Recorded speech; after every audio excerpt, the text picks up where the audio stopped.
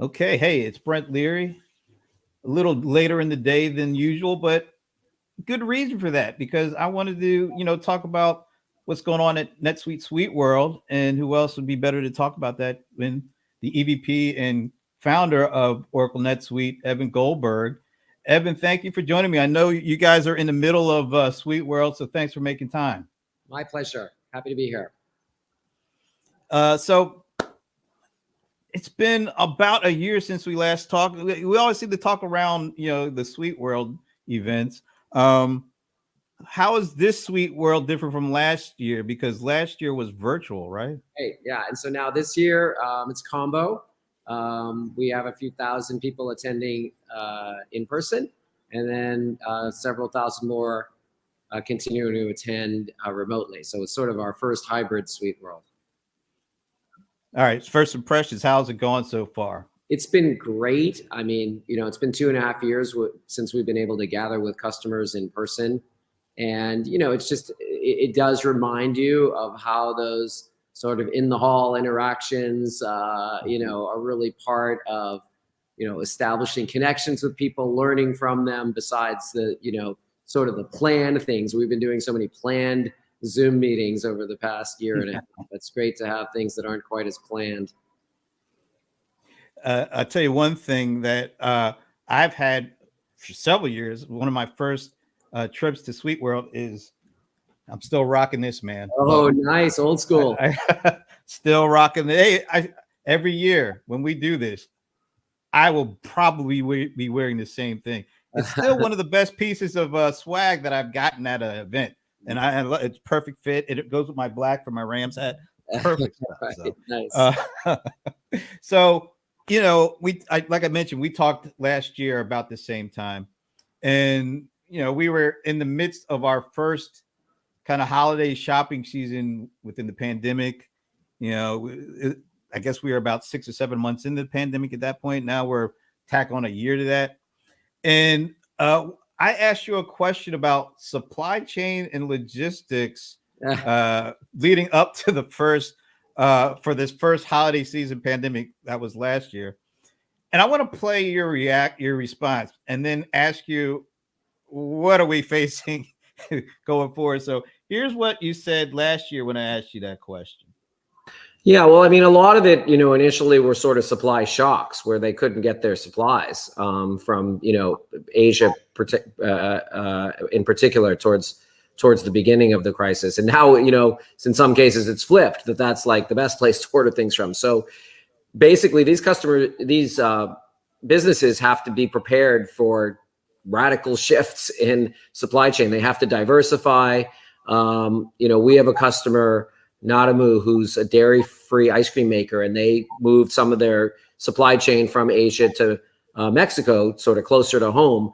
But, by doing that, they're sort of diversifying and making themselves more resilient to shocks. And a lot of what we work on at NetSuite is helping customers be resilient to changes in the supply chain. So we announced in our most recent release a new supply planning engine that lets them, plan based on anticipated demand, but then also can be rerun, frequently as conditions change, as they inevitably do in this sort of turbulent time. Wow. The more things change, the more they stay the same. Yeah, but you notice I was still rocking the NetSuite thing last year too. Awesome, so I just thought I'd put that. All right, so I mean, what are we facing now? How does it differ from last year? And how did some of the things that you had put in place and are putting in place as of today going to help with what people are going to be faced with, what businesses are going to be faced with when it comes to fulfilling people's shopping and hopefully getting their stuff on time for Christmas this year? Yeah, I mean, now we have sort of, a combination of the supply and demand, both kind of going in the opposite directions, I guess. And, one of the things that we've been sort of pioneering for a while is this capability called the supply chain control tower. And that's sort of what you need, to make sure you don't have a collision. And so, kind of unearthing, where orders have risk, giving you a sort of scorecard of vendors' ability to deliver to you, so that you can kind of, rank them where I may want to be shifting, some of my purchases. And again, what we always try to do, sort of like I said, at NetSuite is give you this great visibility into all the things that are impacting your ability to deliver to your customers, which is obviously what you want to do, get them the right product at the right time, and at the right cost to you. Yeah. So this year, with all that's going on, how do companies make sure that at least they explain it and have enough information to be able to set the expectations? Because it feels like it's going to be a big issue at least until next year. Yeah, and so we added capabilities in NetSuite to do, sort of predicted delivery dates. What's the earliest delivery date?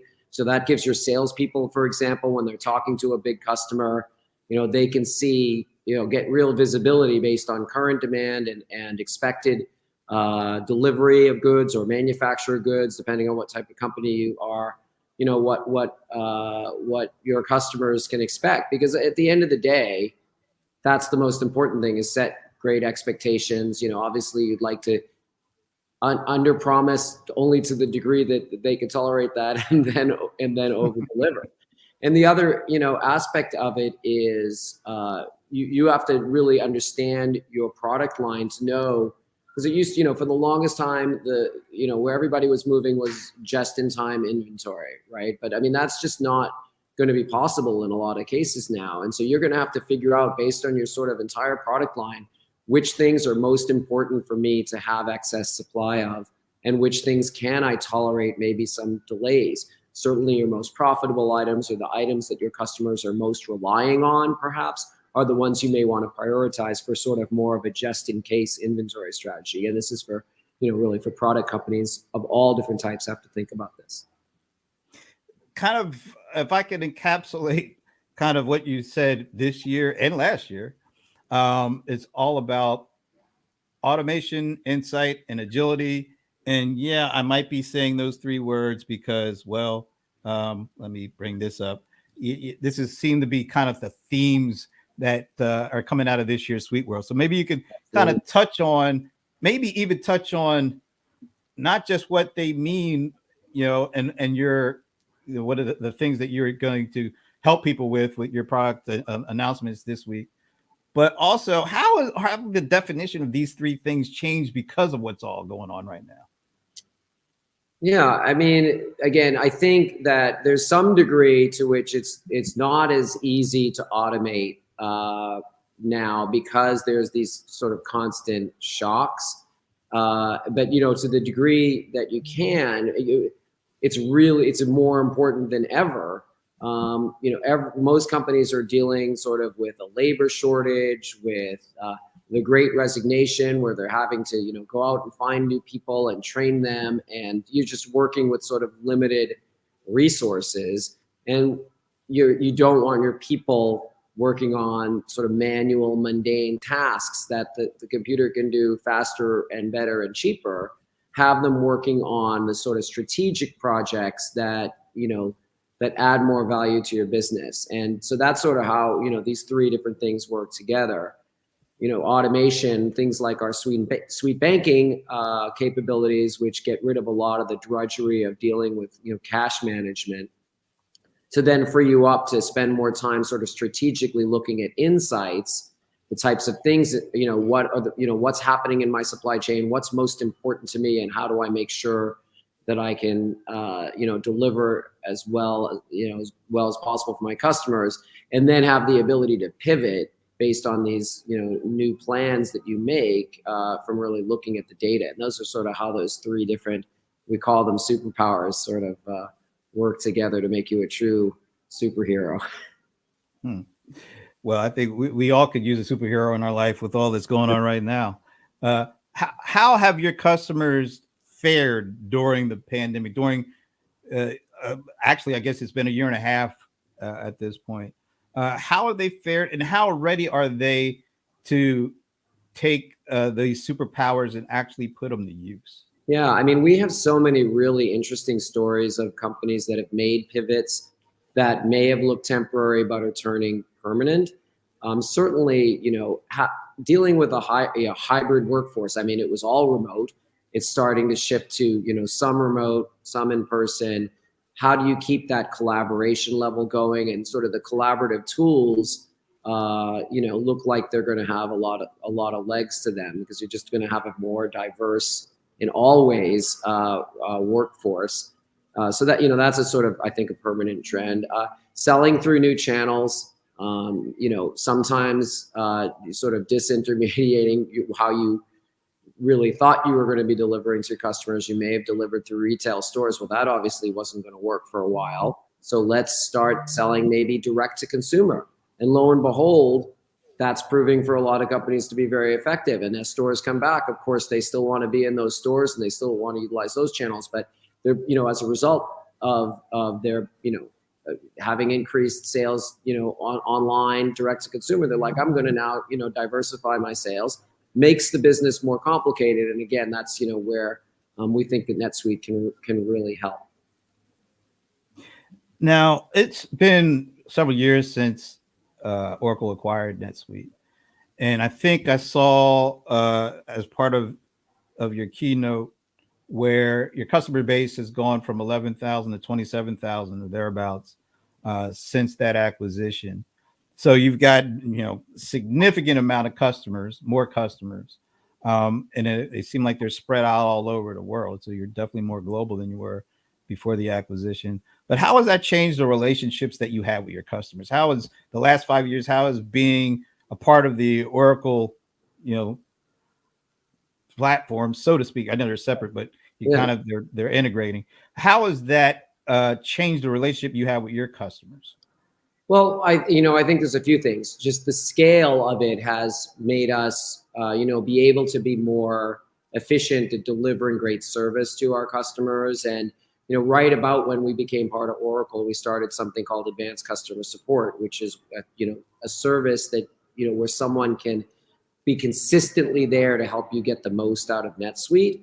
Well, now we've done that long enough that we have developed these playbooks for the big transitions that companies make, whether it's going international, entering the public market, different kinds of, supply chain, again, adding, direct to consumer to your mix of channels.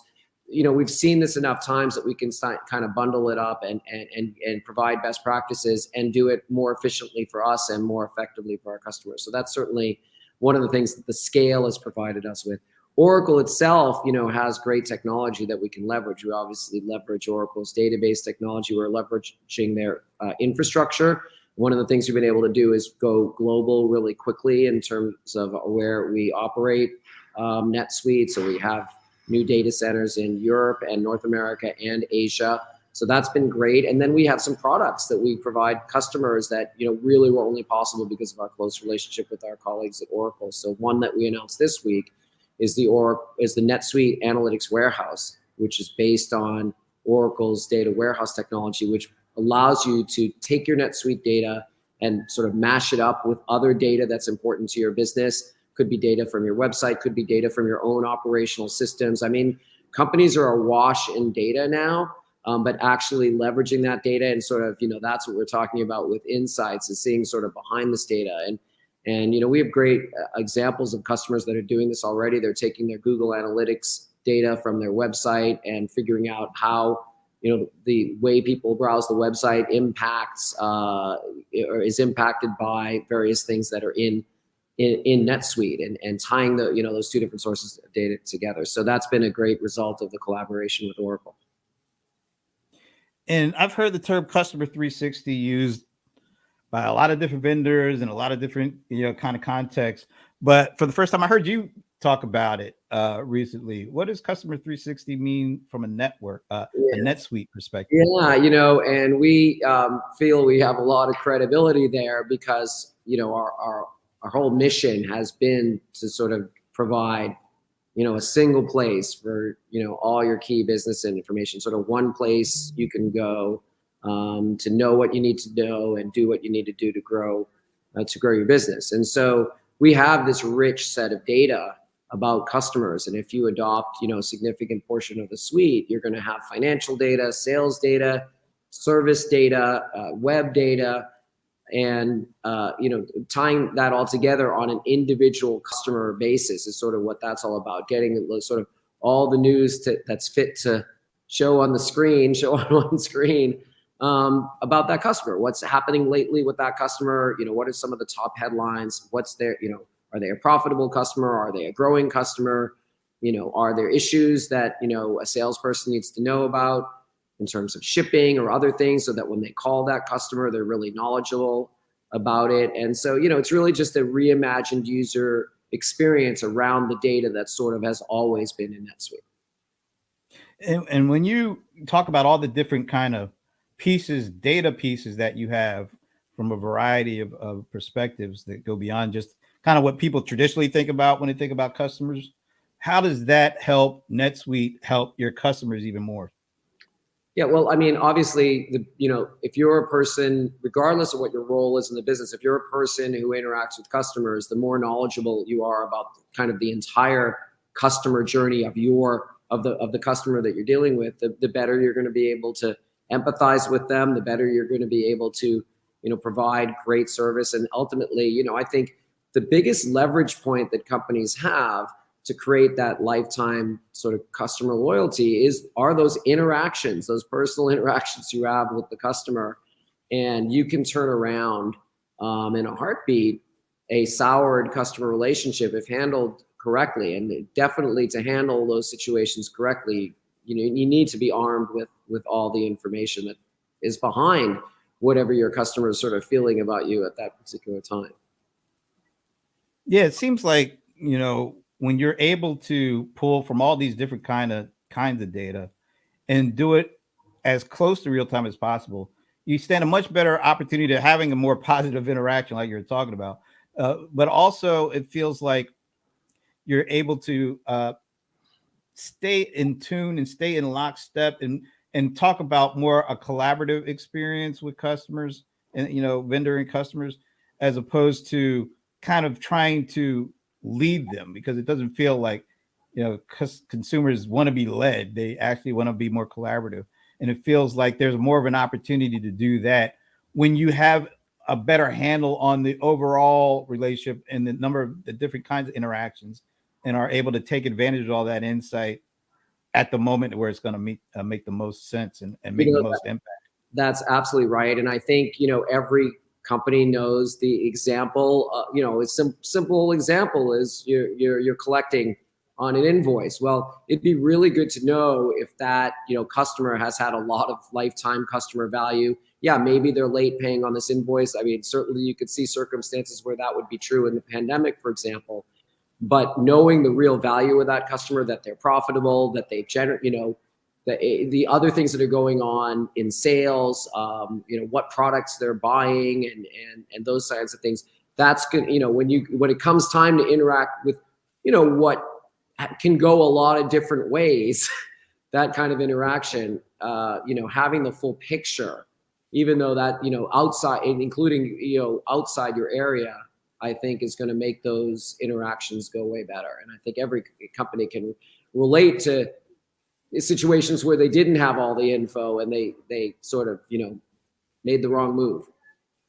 When you think about digital transformation, are you seeing a lot more of your customers focusing their digital transformation efforts around support, logistics, and these things? Because a couple of years ago, when you hear digital transformation, it was mostly, in other areas of the business.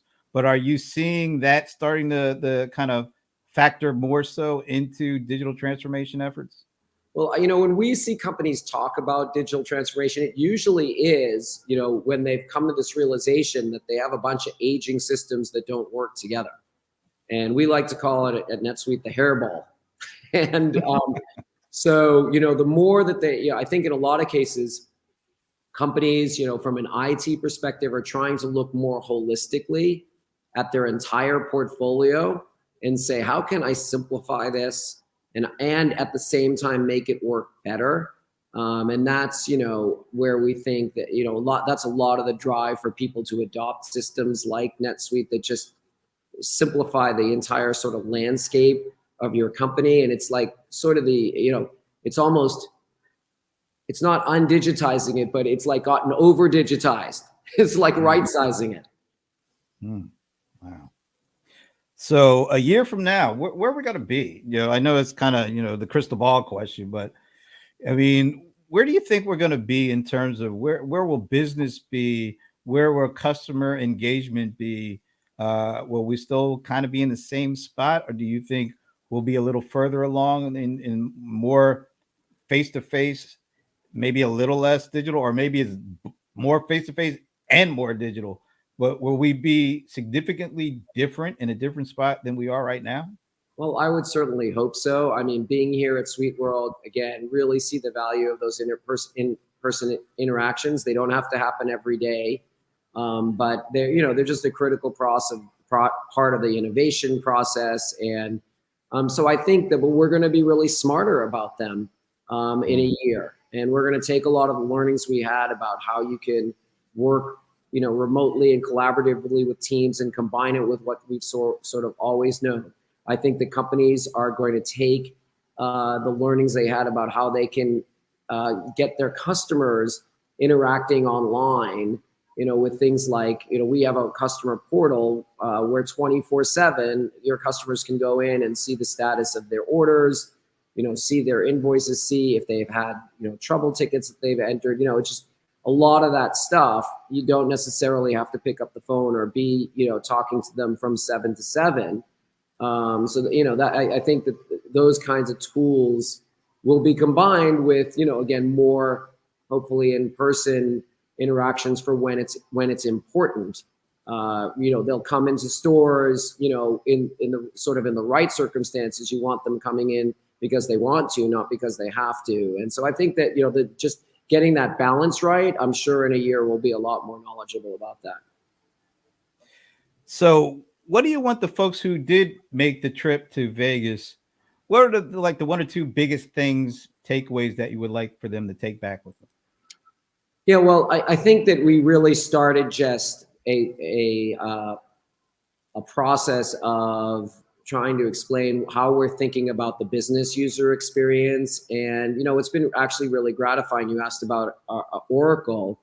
Is that Oracle as a whole is making a very deep investment into the business user experience. And they want people that are coming into the workplace for the first time to see the tools that they need for their job to be familiar and feel like the stuff that they use outside of their job, not, be just this burdensome, rote, mundane kind of thing where of course it's still work, but we want to make it feel as little like work as possible, at least as so far as dealing with your business systems is concerned. So we showed a lot of great new user experiences and things like how you enter orders for customers. I mean, the stuff that normally is sort of drudgery, but actually during that process, we can add a ton of value. As you're entering an order, we can suggest, here's some other things that this customer might like. If you're on the phone with them, you say, hey, did you know that with this, product, we've been selling a lot of this other add-on product, those kinds of things. So really taking the sort of manual drudgery and actually trying to make it a value add. When, for like our finance teams, they spend a lot of time reconciling bank accounts and not a fun part of their job. Obviously, we want to automate a lot of it, but we also want to add value. It looks like your cash forecast suggests that you might need some working capital. We can provide, information to your bank that will help you line that up or help you monetize your receivables, that sort of thing. So improving the business user experience to one that is sort of constantly adding value versus sort of constantly subtracting value, which I think often traditional business applications do, is really going to be a focus for us. And there'll be a lot more about that next year. Well, I definitely hope to be out there next year. I never would have thought I would say I miss Vegas a couple of years ago, but having been in basically here in my house for the last 18 months, I'm actually kind of starting to miss Vegas. So maybe next year I'll get a chance to see you. It would be great to see you here. All right. Thanks again. Evan Goldberg, is the EVP and founder of Oracle NetSuite. And thank you guys for checking me out. We'll see you tomorrow. I think it's Thursday tomorrow. Yeah, it's CRM Players. So I'll see you then. Take care.